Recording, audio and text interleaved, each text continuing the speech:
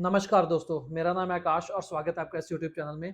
तो आज के वीडियो में मैं आपको बताऊँगा कि फार्मा कंपनीज़ को हमको किन मैट्रिक्स पे एनालाइज़ करना चाहिए। देखिए, फार्मा जो सेक्टर है वो काफ़ी अच्छा सेक्टर है अगर आपको लॉन्ग टर्म के लिए पैसा लगाना है, क्योंकि जब भी लोग बीमार पड़ेंगे तो वो दवाइयों को डेफ़र नहीं कर सकते। इसीलिए फार्मा के जो सेल्स है और जो अर्निंग्स है वो लगातार आती रहती है। और आपको ये देखना है कि आपको उन कंपनीज़ में इन्वेस्ट करना है जो कि सर्टेन टाइप ऑफ डिजीज़ के लिए दवाई बनाती हैं, जिनको लगातार पेशेंट को खाते रहना चाहिए। तो अगर कोई कंपनी क्रोनिक डिजीज़ जैसे कि डायबिटीज़ टाइप डिसीज़ के लिए कोई दवाई बना रही है, तो उसको उसका एडवांटेज है, क्योंकि अगर अगर वो पेशेंट एक बार खा रहा है तो उसको वो दवाई लगातार खानी पड़ेगी। वो एक बार खा के दोबारा उसे छोड़ नहीं सकता, क्योंकि डायबिटीज़ जो है वो एक ऐसी बीमारी है जिसमें आपको लगातार लाइफ टाइम के लिए भी कई कई बार दवाई खानी पड़ती है। तो इसलिए हम जानेंगे कि फार्मास्यूटिकल कंपनीज़ जो हैं उनको किन मैट्रिक्स पे हमको एनालाइज़ करना चाहिए, क्योंकि हर एक इंडस्ट्री में हर एक कंपनी को हमको डिफरेंट डिफरेंट मैट्रिक्स पे एनालाइज़ करना चाहिए। वन साइज़ फिट ऑल वाली कोई कहानी नहीं होती स्टॉक मार्केट में। हर एक सेक्टर को, हर एक कंपनी को आपको डिफरेंट मैट्रिक्स पे देखना चाहिए। जैसे कि अगर रिटर्न ऑन इक्विटी की बात करें तो वो एक ऐसा मैट्रिक है जो कि आपको हर कंपनी का देखना है। उसके अलावा मुझे नहीं लगता कि कोई भी ऐसा मैट्रिक है जो आपको हर एक कंपनी में लाइक देखना चाहिए। लाइक डेट टू इक्विटी आप मेजॉरिटी ऑफ सेक्टर्स में देख सकते हैं, लेकिन बैंकिंग में उसका कोई इस्तेमाल नहीं है, क्योंकि बैंकिंग जो है वो हाईली लेवरेज सेक्टर है, क्योंकि जितना वो ज़्यादा लोन लेंगे उतना उनके पास पैसा होगा और उतना ही वो आगे लोन दे पाएंगे और उतनी उनकी कमाई ज़्यादा बढ़ेगी। इसके अलावा आप कैश फ्लो फ्रॉम ऑपरेशंस देखें आप, तो बैंकिंग में कैश फ्लो फ्रॉम ऑपरेशन आपको नेगेटिव दिखेगा। लेकिन अगर आप कोई कंज्यूमर कंपनी, कोई फार्मा कंपनी या कोई मैन्युफैक्चरिंग कंपनी या कोई भी और अच्छा सेक्टर जैसे कि इवन आप लगा लें कि एफएमसीजी कंपनी हो गई, पेंट कंपनी हो गई, तो उसमें सब में आपको cash flow from operations positive चाहिए। तो आज के वीडियो में हम जानेंगे कि फार्मास्यूटिकल कंपनी को जब भी हम एनालाइज करते हैं तो उसमें हमको क्या क्या देखना चाहिए और कौन कौन सी ऐसी चीज़ें जिन पे हमको ज़्यादा दिमाग नहीं लगाना चाहिए। तो चलिए शुरू करते हैं हमारा आज का ये वीडियो। लेकिन उससे पहले, अगर आप इस चैनल पे पहली बार आए हैं और अगर आपने अभी तक चैनल को सब्सक्राइब नहीं किया है, तो चैनल को सब्सक्राइब कर दीजिए, क्योंकि यहाँ पे आपका ऐसा बहुत सा वैल्यूबल कंटेंट मिलता रहेगा जिससे कि आप सीखेंगे कि कैसे बने एक स्मार्ट इन्वेस्टर। तो चलिए शुरू करते हैं हमारा आज का ये वीडियो और सीधा चलते हैं हमारे आज के इस वीडियो पर। तो सबसे पहला पॉइंट हमें ये देखना है कि look for geographies where company sells its drugs. तो हमको ये देखना है कि कंपनी किन किन कंट्रीज में अपना सामान बेचती है, क्योंकि अगर कंपनी एक ज्योग्राफी पे यानी एक कंट्री पे बहुत ज़्यादा डिपेंडेंट है तो ये काफ़ी बड़ा रिस्क साबित हो सकता है इन फ्यूचर।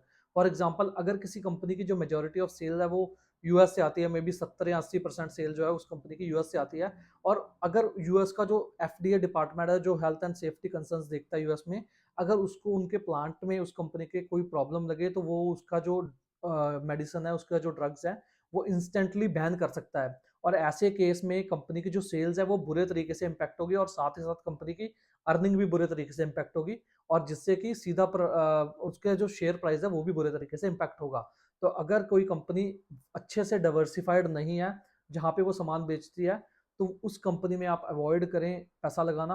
हो सकता है वो कंपनी अच्छा भी करे, लेकिन उसमें रिस्क बहुत ज़्यादा है, क्योंकि अगर एक ज्योग्राफी में कंपनी सामान बेच रही है तो उसका जो प्लांट है उसमें कोई भी प्रॉब्लम आने की वजह से सीधा शेयर प्राइस पे इम्पैक्ट होगा ही होगा।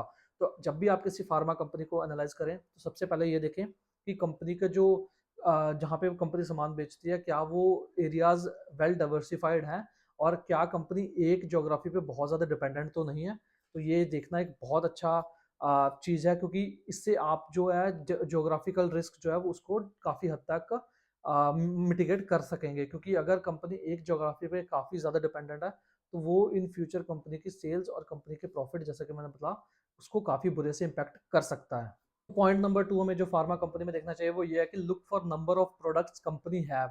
तो ज्योग्राफिकल डाइवर्सिफिकेशन के साथ साथ हमें ये भी देखना है कि कंपनी का प्रोडक्ट डाइवर्सिफिकेशन कितना है।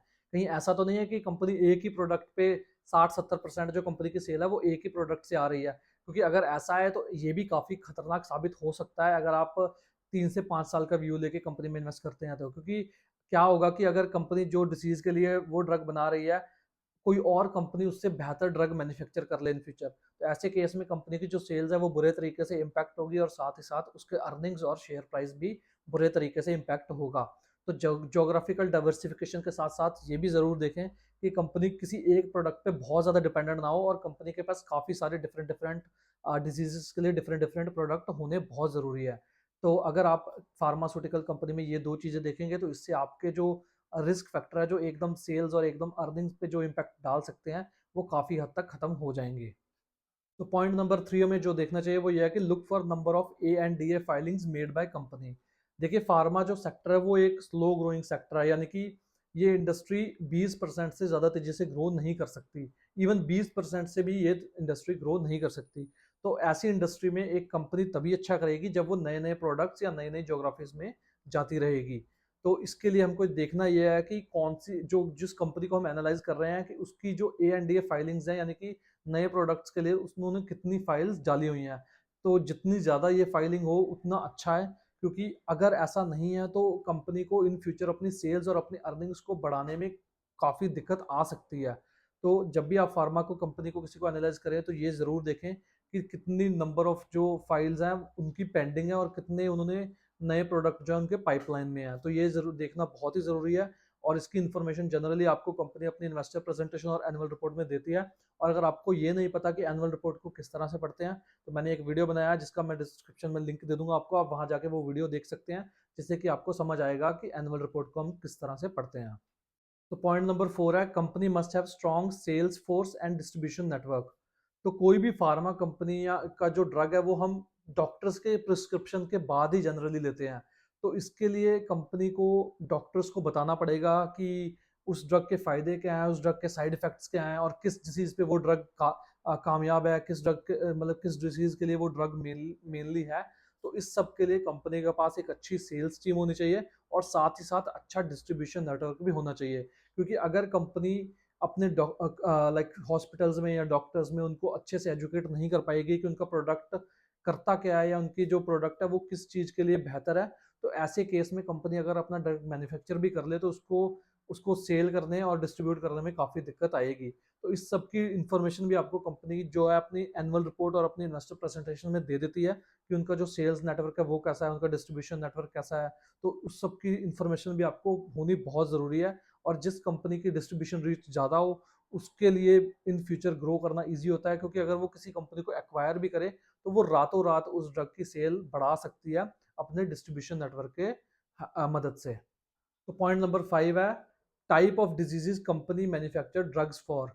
तो हमें ये देखना है कि कोई कंपनी जो ड्रग बना रही है वो किन डिसीजेस को क्योर करने के लिए बना रही है, क्योंकि एक क्रोनिक डिसीज होती है और एक एक्यूट डिसीज होती है।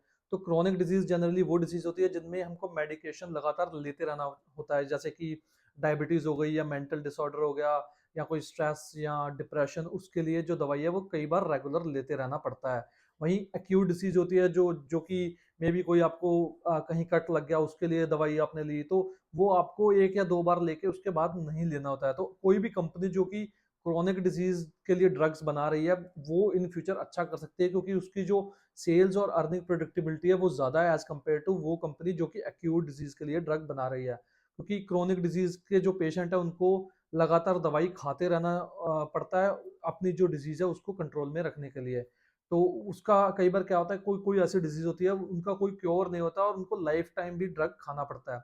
तो इन शॉर्ट आपको ये देखना है कि ऐसी कंपनी जो कि क्रोनिक डिजीज जो कि पेशेंट को लगातार जिसकी मेडिकेशन की जरूरत पड़ेगी, वो कंपनी इन फ्यूचर अच्छा करेगी एज कम्पेयर टू वो कंपनी जिसकी जरूरत पेशेंट को 1 या 2 बार पड़ेगी, जिसकी दवाई की जरूरत पेशेंट को 1 या 2 बार पड़ेगी। तो आपको ये भी देखना है कि कौन सी टाइप ऑफ डिजीज को जो डिजीज के लिए जो ड्रग है वो कंपनी मैन्युफैक्चर कर रही है। तो हमारा लास्ट पॉइंट है सम क्वांटिटेटिव मैट्रिक्स। तो इससे पहले हमने 5 क्वालिटेटिव मैट्रिक्स की बात की कि कंपनी किन तरीके के ड्रग्स को मैन्युफैक्चर कर रही है, किन जोग्राफीज को सर्व कर रही है, कितने प्रोडक्ट्स हैं कंपनी के, कितने पाइपलाइन में प्रोडक्ट्स हैं। और आप इस पॉइंट में हमको ये भी देखना चाहिए कि कंपनी के जो क्वांटिटेटिव मैट्रिक्स हैं, जैसे कि कंपनी की वॉल्यूम ग्रोथ कितनी है, यानी कि कंपनी नंबर ऑफ यूनिट जो उसने पिछले साल बेचे हैं उससे कितने ज़्यादा नंबर ऑफ यूनिट कंपनी इस साल बेच रही है, तो वो हमको देखना है। उसके अलावा हमको ये देखना है कि कंपनी का रिटर्न ऑन इक्विटी ज़रूर देखना है, क्योंकि रिटर्न ऑन इक्विटी तो ऐसा है कि वो आपको हर एक ही सेक्टर में देखना ज़रूरी है। तो अगर कोई फार्मा कंपनी का रिटर्न ऑन इक्विटी 18, 17, 18, 19% से नीचे है तो जनरली आप उसमें इन्वेस्ट ना कीजिए, क्योंकि फार्मा एक काफ़ी अट्रैक्टिव सेक्टर है जिसमें काफ़ी हद कंपनीज के पास प्राइसिंग पावर भी होती है। तो इसमें आपको 18-19% से ऊपर के रिटर्न ऑन इक्विटी वाली कंपनीज में ही इन्वेस्ट करना चाहिए।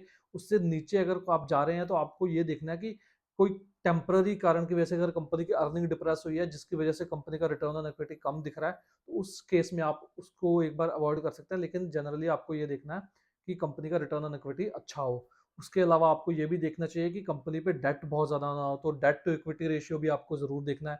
अब किस लेवल से आप कंफर्टेबल हैं, कितने डेट टू इक्विटी रेशियो से, वो आपको डिसाइड करना है। लेकिन जनरली ये 0.5 से ऊपर ना हो तो ज़्यादा बेहतर है। उसके बाद आपको ये भी देखना है कि कैश फ्लो फ्रॉम जो ऑपरेशंस है कंपनी का वो भी पॉजिटिव हो, वो नेगेटिव ना हो। ये इनफैक्ट क्योंकि ज़्यादातर जो फार्मा कंपनियां हैं उनको बहुत ज़्यादा कैपिटल नहीं चाहिए होती ग्रो करने के लिए, स्पेशली इंडिया में जहाँ पे कंपनी जो है इनोवेट कम करते हैं, वो ज़्यादातर जो ड्रग ऑफ पेटेंट जाते हैं उनको मैन्युफैक्चर करते हैं, तो वहाँ पे कंपनी को इतना ज़्यादा केपेक्स नहीं करना पड़ता नया ड्रग मैन्युफैक्चर करने के लिए। तो वहाँ पे कंपनी ज़्यादातर जो फार्मा कंपनीज होती है वो फ्री कैश फ्लो कंपनीज भी होती हैं।